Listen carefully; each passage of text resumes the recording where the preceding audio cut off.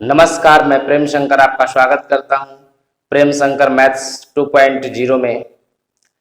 इसमें हम पढ़ रहे हैं 10वीं कक्षा के चैप्टर नंबर 8 त्रिकोणमिति का परिचय। तो बिल्कुल हम बेसिक से बात समझते हैं कि त्रिकोणमिति होता क्या है और त्रिकोणमिति को हम किस प्रकार समझेंगे। आइए समझते हैं।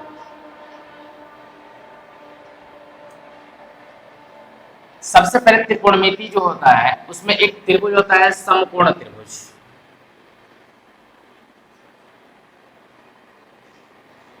ए बी सी, ये समकोण त्रिभुज है।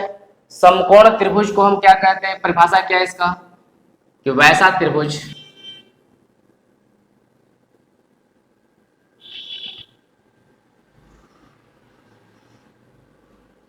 जिसका एक कोण 90 डिग्री का हो।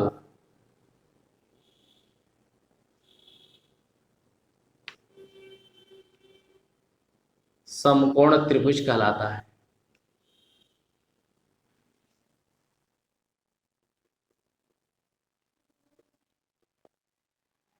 त्रिकोणमिति जो है पूरी तरह से डिपेंड है समकोण त्रिभुज पे।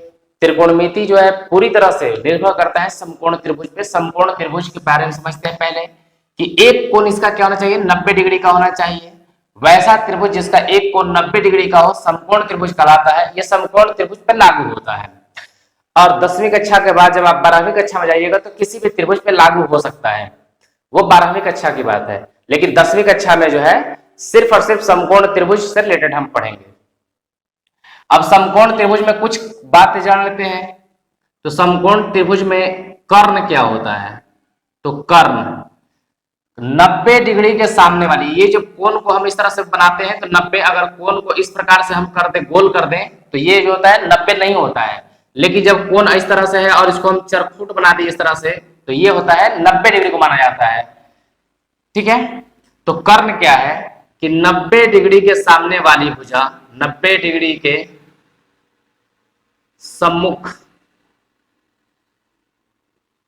भुजा को कर्ण कहते हैं। 90 डिग्री के जो सामने वाली भुजा होता है उसे हम क्या कहते हैं, कर्ण कहते हैं। अब इसमें लंब और आधार दो चीज और होते हैं, कि लंब होता है और एक आधार होता है। तो लंब और आधार दोनों में कोई स्थान फिक्स नहीं है। लंब आपका यह भी हो सकता है, लंब यह भी हो सकता है, लेकिन लंब की परिभाषा होगी। लंब किसे कहते हैं, तो लंब जो होता है, जिस कोण की बात की जाए, जिस कोण की बात की जाए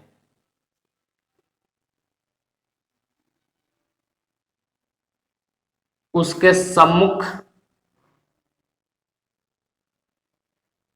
भुजा को लंब कहते हैं।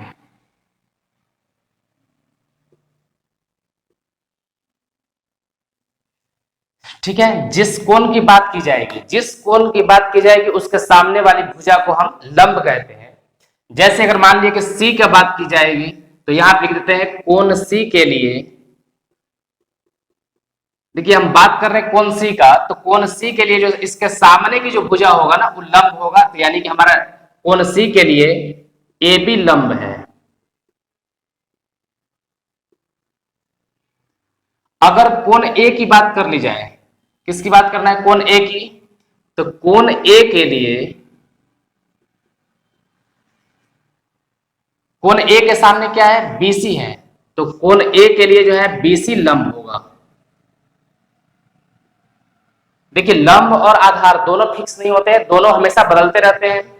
अगर यहां पे ए बी लंब है कोण सी के लिए, अगर ए बी लंब हो गया तो देखिए कौन सी है, इसके सामने की भुजा ए बी है, अगर ए बी लंब होगा तो बीसी हमारा आधार हो जाएगा। तो यहां लिख देते हैं कि बीसी आधार है, बीसी आधार है।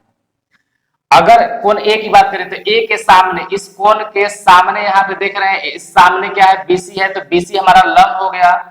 तो जब ये लंब हो गया तो हमारा ए बी क्या हो जाएगा, आधार हो जाएगा। ए बी क्या है, आधार है। और कर्ण हमेशा फिक्स होता है किसी भी स्थिति में। कर्ण जो होता है वो 90 डिग्री के सामने वाली भुजा को हम क्या कहते हैं, कर्ण कहते हैं। इतना बात आप समझ गए होंगे। अब आगे हम आते हैं अनुपात पे।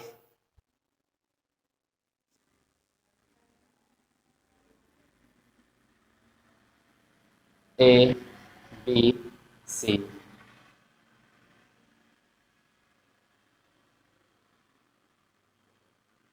पी क्यू आर,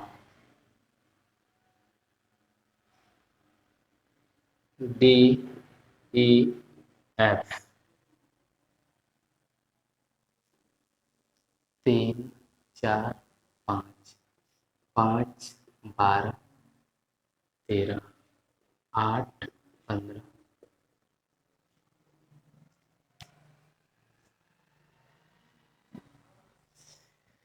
कुछ क्वेश्चन यहाँ पे दिए हुए हैं, जैसे एबीसी दिया हुआ है 3 4 5, PQR दिया हुआ है 5 12 13, DEF जो दिया हुआ है वो 8 15 17 दिया हुआ है। तो हम इनमें सबसे पहले बात करेंगे, और ये जो कोण है ये 90 डिग्री दिया हुआ है, ये 90 है। जब भी हम इस तरह से चरखुट बनाते हैं तो इसको 90 डिग्री कहते हैं। 90 90, तो 90 डिग्री के सामने वाला कर्ण होता है। हम इसमें लिखेंगे कोण ए के लिए, कोण ए के लिए, कोण ए के लिए जो कर्ण है वो कर्ण हमेशा फिक्स होता है। 90 डिग्री के सामने वाले कर्ण कहते हैं, कर्ण हमेशा क्या होगा हमारे लिए, 5 होगा। अब हम ए ले रहे हैं तो ए के सामने जो होगा वो लंब कहलाएगा, तो लंब क्या होगा हमारा, तो ए के सामने देखिए, ए के सामने क्या है, 4 है। अब आधार की बात हम इसमें कर ले तो आधार हमारा क्या हो जाएगा इसमें, तो जब ये हमारा कर्ण हो गया, ए के सामने वाला जो है लंब हो गया, तो बचा हुआ आधार हो जाएगा। इसी फिगर में अगर हम कोण सी के लिए बात करें, कोण सी के लिए, कोण सी के लिए देखिए यहाँ पे कर्ण तो फिक्स है हमारा, कर्ण जो होगा, कर्ण तो हमेशा 90 के सामने वाला होता है 5। अब हम यहां से बात करेंगे, लंब की बात करेंगे, तो कोण सी और यहां पे आधार, तो कर्ण हमारा कितना हो गया, यहां से 5 हो गया। कोण सी के लिए, सी के सामने कौन सी भुजा है, 3, तो लंब कितना हो गया, 3। अब यहाँ पे आधार की बात करेंगे तो हम जब लंब हो गया हमारा, कर्ण हो गया 5, लंब हो गया 3, तो बचा हुआ आधार हो जाएगा, आधार कितना जाएगा, 4। इसमें बात करें अगर हम कोण पी के लिए, कोण पी के लिए, तो कोण पी के लिए कर्ण तो हमेशा बदलेगा नहीं, कर्ण लंब और आधार। देखिए 90 के सामने वाला कर्ण होता है, 90 के सामने हम कर्ण कितना ले लेंगे हम, 13।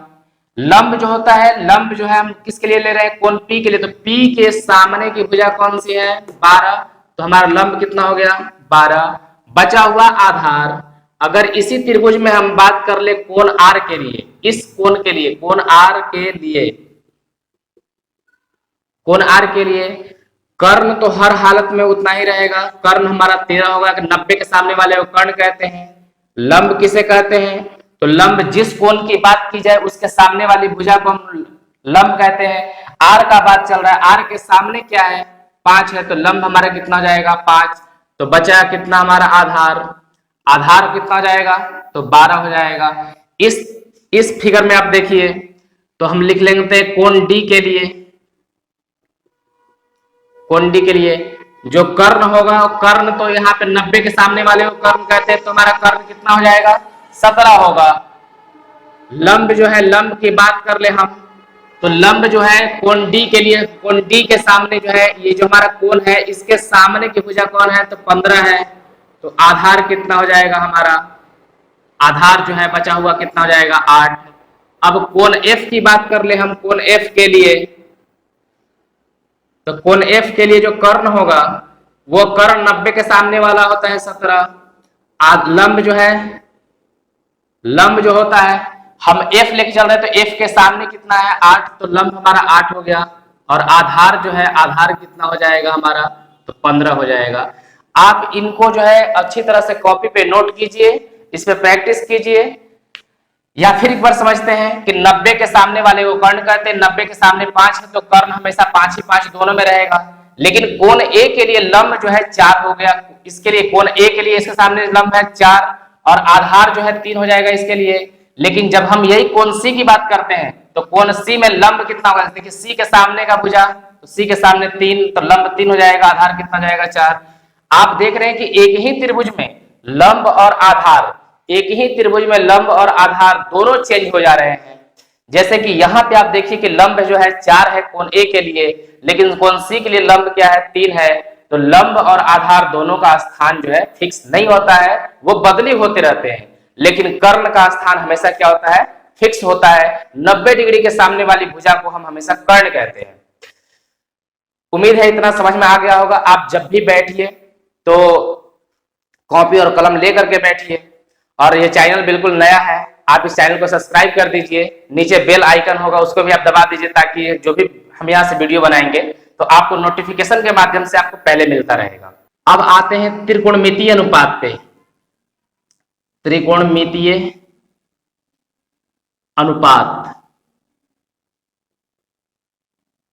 त्रिकोणमितीय अनुपात क्या है, तो साइन, कॉस, टेन, कॉसेक, सेक और कॉट, इनको हम त्रिकोणमितीय अनुपात के नाम से जानते हैं।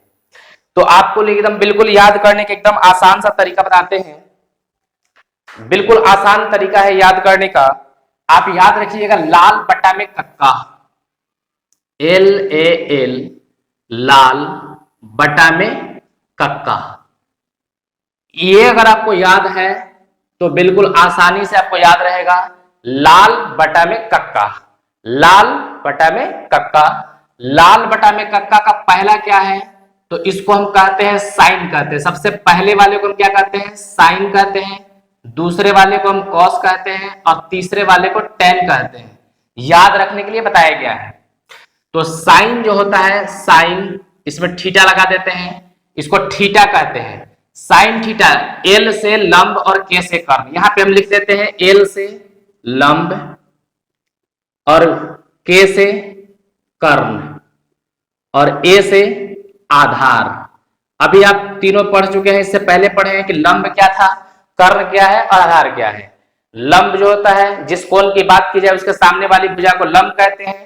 कर्ण जो होता है 90 डिग्री के सामने वाली भुजा को हम हमेशा कर्ण कहते हैं। तो साइन थीटा जो होता है वो क्या होता है, लंब बटा में कर्ण। तो साइन जो होगा वो होता है लंब बटा में कर्ण। अब हम कॉस की बात कर ले, कॉस थीटा, तो कॉस देखिए दूसरा वाला कॉस होता है, तो ए बटा में के है, ए से आधार और के से कर्ण, तो आधार बटा में कर्ण। तीसरा है एल बटा में ए है, तो एल से लंब और ए से आधार, इसको हम टेन कहते हैं। तो टेन को हम कहेंगे, इसको हम लंब, अब बटा में क्या कहेंगे, हम आधार कहेंगे, लंब बटा में आधार। इस तीन गो का उल्टा होता है, तीनों का है, एक भाई है तीनों का, तो वो सब तीनों उल्टा चलता है। अब उसको समझते हैं आप। तो जैसे टेन का जो उल्टा होता है वो कॉट होता है, क्या होता है, कॉट। टेन का उल्टा होता है, तो टेन का उल्टा कॉट। अब उल्टा लेना है आपको, पहले ले रहा था लंब बटा में आधार, अब लीजिएगा आधार बटा में लंब, उल्टा। तो ये हो जाएगा आधार बटा में लंब। अब टेन का उल्टा हो गया, कॉस का उल्टा होता है सेक, कॉस का उल्टा क्या होता है, सेक। अब हम कॉस में लिए थे, क्या लिए थे, आधार बटा में कर्ण लिए थे, तो हम उलट के ले लेंगे इसको, कर्ण बटा में क्या ले लेंगे, आधार। तो यहां से हो गया हमारा कर्ण, अब बटा में क्या हो जाएगा, आधार। और साइन का उल्टा होता है कॉसेक, साइन का उल्टा होता है कॉसेक। साइन के लिए थे हम लंब बटा में कर्ण, तो उलट के ले लेंगे कर्ण बटा में लंब।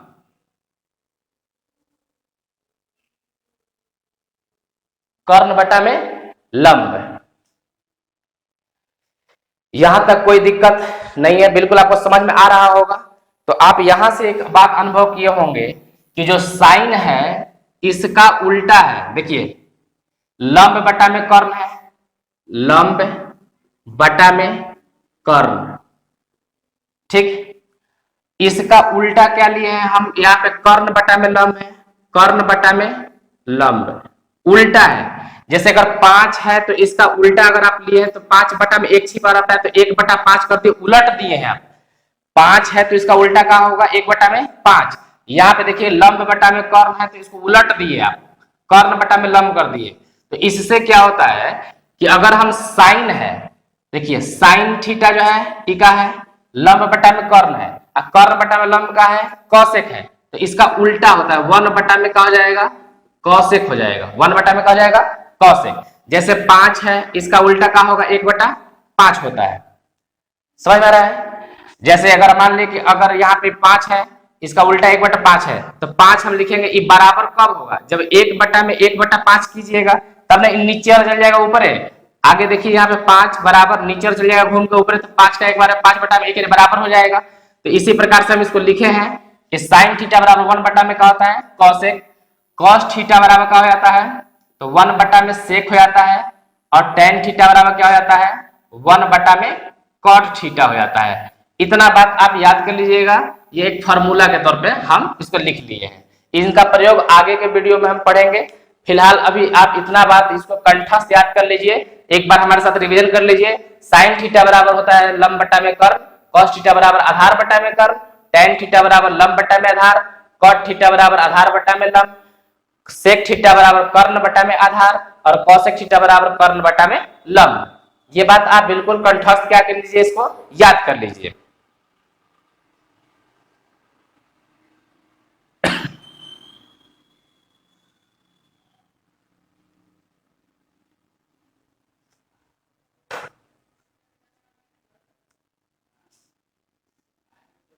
यहां पे एक जैसे क्वेश्चन दिया रहता है, तो एक दो फॉर्मूला और हम इस पे लिखेंगे अभी।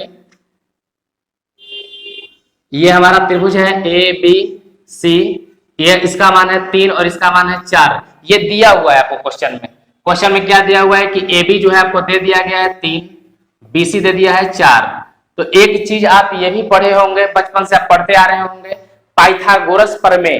पाइथागोरस एक मैथमेटिशियन थे, वैज्ञानिक थे, जिन्होंने एक सूत्र का खोज किया था जो बहुत महत्वपूर्ण है, सूत्र त्रिभुज में लागू होता है। तो उसका सूत्र क्या है, कर्ण का स्क्वायर जो होता है वो लंब का स्क्वायर अब प्लस में आधार का स्क्वायर इसके बराबर होता है। जब कोई भी कोण ना दिया हो, ना सी दिया हो ना ए दिया हो, किसी कोण की बात नहीं चल रहा है, तो आप किसी को भी लंब मान सकते हैं, किसी को भी आधार मान सकते हैं। बहुतों लोग का भ्रम होता है कि ई लंब है और ये आधार है, ऐसा कुछ नहीं होता है। जिस कोण की हम बात करेंगे वही आपका लंब होगा, और जिस कोण के बात नहीं, जिस कोण की बात की जाएगी उसके सामने वाला क्या होता है, लंब होता है। अगर सी है तो इसके सामने वाला लंब होगा।